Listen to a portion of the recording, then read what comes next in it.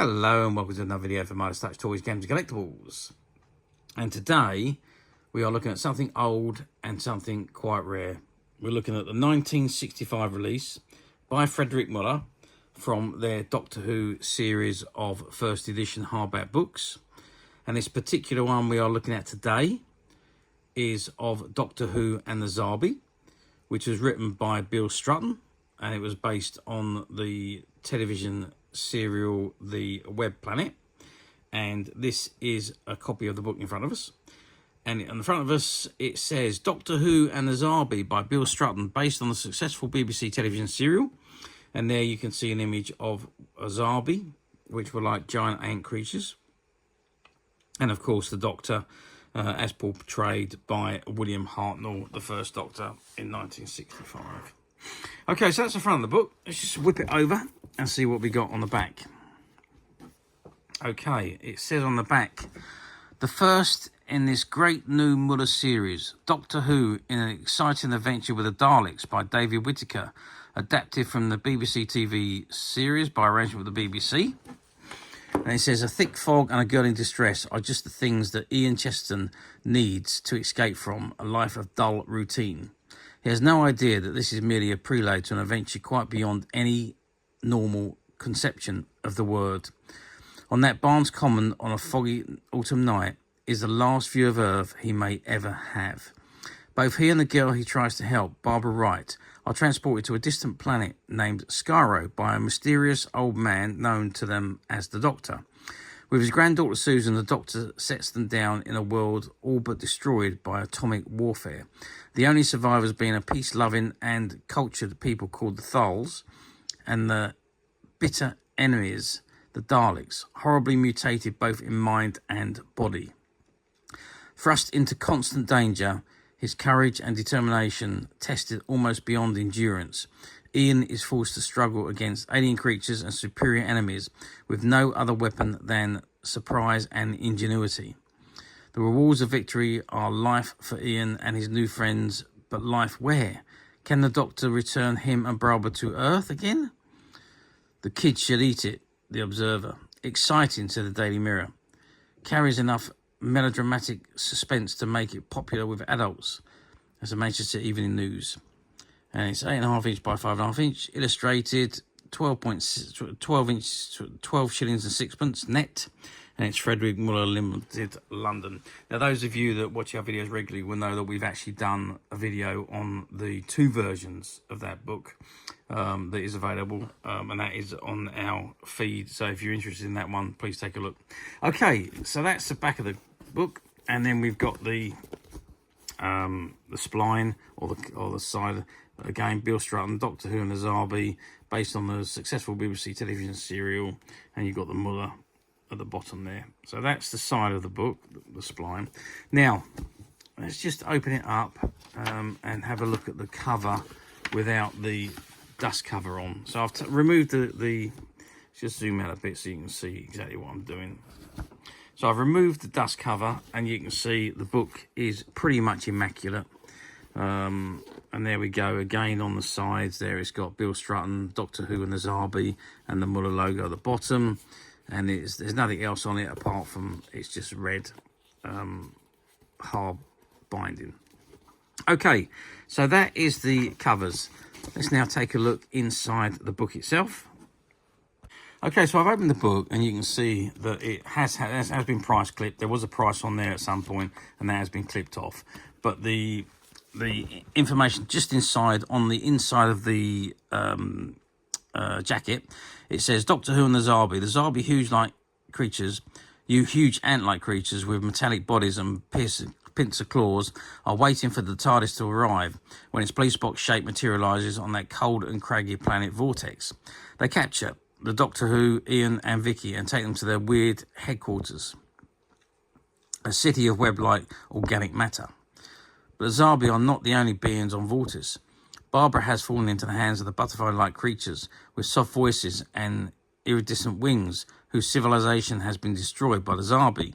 She learns that that her captors are only the advanced party of the Menoptera in exile, who plan to win back their planet by an invasion from outer space. For the Zarbi have brought the Dark Age to Vortis. In the final thrilling chapters, Doctor Who and the crew of Tardis encounter the power which controls both the Zarbi and the living web city. How can they defeat this strange bladder of dazzling light which draws in and absorbs all who come into its presence? Okay, so that is the basics of what the story is all about. And that there is exactly the same as what's inside the dust jacket. This is exactly the same intro. And there we go. Bill Strutton, Doctor Who and the Zarbi, based on a BBC television serial by Bill Strutton, by arrangement with the BBC, illustrated by John Ward. And he's got Frederick Muller London Limited. We turn it over. It says, first published in Great Britain, 1965 by Frederick Muller Limited, printed and bound by Cox and Wyman Limited, London, Reading and Fakenham. Text of book, copyright Bill Strutton, 1965. Illustration, copyright Frederick Muller Limited, 1965. And Doctor Who series, copyright British Broadcasting Company, 1963. And the chapters are The Web Planet, The Zarbi, Escape to Danger, The Crater of Needles, Invasion, and Centre of Terror. And there we come on to the very first page, which includes an illustration of Ian, Barbara, and the Doctor. And it starts off, it was almost quiet inside TARDIS. There was only a slight burn from the control column. A slight hum from the control column, where Doctor Who bent and peered at his instruments. He flipped a switch, a panel on the ship's control board glowed, a needle on it flickered into life, unsteadily at first, and then it began dancing wildly backward and forth across the scale. Doctor Who stared and frowned. Strange, he muttered. Very strange. He flipped on the space scanner, which switch, and stared up at the screen. A harsh crackling sound invaded the ship, and the screen was suddenly sparkled with brilliant dancing bursts of light. Okay, I'm not going to read anymore because that's how the story starts, and it does go on. We'll check to see how many pages we got in here, but I just wanted to show you the condition of the inside of the book. It is fabulous. Even the pages have not browned. I mean, they're much better quality pages than what you used to get in a lot of the books. Again, there's another illustration there of the Zarbi. Again, all these pages are in fantastic condition. There's no... and there's Ian caught in the web and the Doctor trying to get him out there. Yeah, it's such good condition for a book that's 60 years old, almost 60 years old. It is very amazing. There's Ian and the Doctor again, and they're overlooking the Zarbi web city. Yep.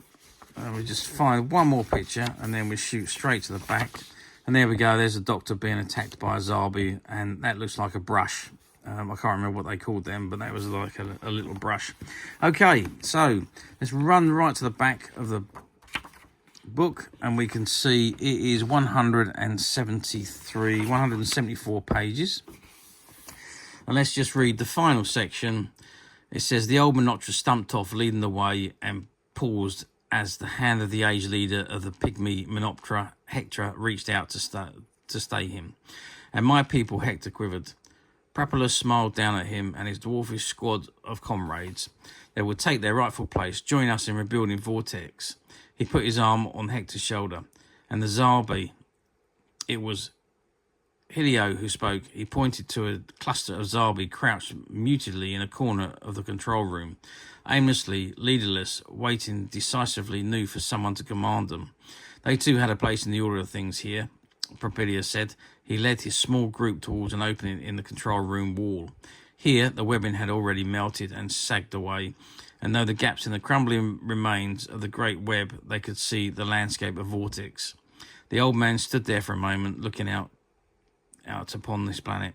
It seemed to be growing lighter, and radiance shone from behind the crags, gliding their outlines and dispelling their shadows like the rising of the sun. Okay, and that brings us to the end of the book. There's some information there on the author. It says, Bill Strutton, creator of TV's mysterious race of Zarbi, was born in York's Peninsula in South Australia. A scholarship took him to Adelaide University shortly before the war, and during hostilities he fought with the Australian Army in the Middle East and Greece. Captured when the Crete fell, he spent captivity learning languages, writing and running a prison camp newspaper. After the war, he settled in England and wrote books before turning almost exclusively to television. He thought of the Zarbi because ants are my enemy. His earliest memory is of trying to separate two large fighting bull ants with his finger. They both turned and bit him, and he remembers their stings to this day. There we go. So that is the book. So, how well did these books do? Well, let's be frank. Back in the 1960s, pretty much after a television serial, you would be looking for something to, if you enjoyed it, you'd be looking for something to help you recapture those that fun or enjoyment that you had. Obviously, you had the annuals, you had the activity books, there was some toy merchandise, and there was, of course, the novels. Now, even though you knew the story because you watched the television episodes, there is a twist to these stories because they was not exactly the same as the TV episodes. There were some slight differences, like in the first one where Ian was travelling along on the road and he bumped into Barbara, who was driving Susan, and she had a car crash with a lorry and what have you. So that was the differences on this one. I'm sure this one, that was differences on the first one, and I'm sure there's differences on this one as well, as I've been told. I haven't read the whole book of this, but yeah, I mean, it's going to be more in depth than what the TV serial was, and of course, in your mind, there's no restriction on special effects. You just think of them as you go along as you're reading. So yeah, anyway, I've diversed. Back to the point, yes, these books done exceptionally well. First edition releases, hardbacks were run before any of the other books were released, and then Armada done a few of the paperbacks before they got to a stage where the books just stopped until Target took over the run of Doctor Who books, and that was, I think that was in the 70s. But 1965, there was a few Armada books done after that, but other than that, that was it until the 70s. So these books were very, very sought after. Everybody wanted one of these books, and I think back in the day, you didn't really get a lot of paperback books. It was all hardbacks, and hence the reason why these particular three copies that we've certainly had have only ever been in hardback. Okay, now, finding these books now is an achievement. I suppose, yeah, I don't quite know why, because there was an abundance of them printed and abundance of them were sold, and it's so difficult to find them these days. I mean, we're talking 60 years on almost, but why would books not survive the test of time, especially hardbacks? You can imagine it, paperbacks, yeah, they get torn, they get ripped or what have you, but hardback books usually survive. However, very, very, very few of these Doctor Who ones have survived.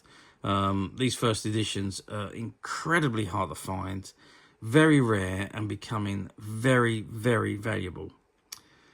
But, as usual, we at MyStouch have managed to find a few, and they're currently available to purchase on the MyStouch website, which you can get to quite simply by clicking the link below. It will take you straight to the website, and you'll be able to find this and many other vintage Doctor Who items, and many other vintage toys, games and collectibles. Come to that. There's over 10,000 products currently available on the website for you to view and purchase at your leisure. And don't forget to hit the subscribe button, because we're uploading videos for every new item that goes into the website.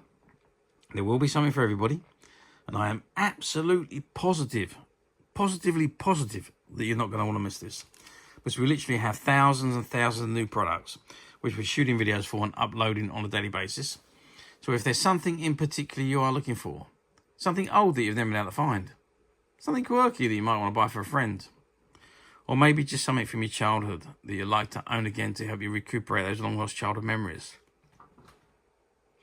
well, stay tuned, keep watching, because you never know, the next item we upload could be that item you've been looking for. And believe me when I say, we have got some absolutely amazing items coming through. Our team have been working tirelessly behind the scenes to get them ready for sale and get them ready to have their videos shot. So keep watching, stay tuned, because they're pretty awesome stuff coming through, and I know you're not going to want to miss it. Okay, that is it for me on this particular item. I do hope you've enjoyed this very short video. Thanks for watching, and we'll see you again soon.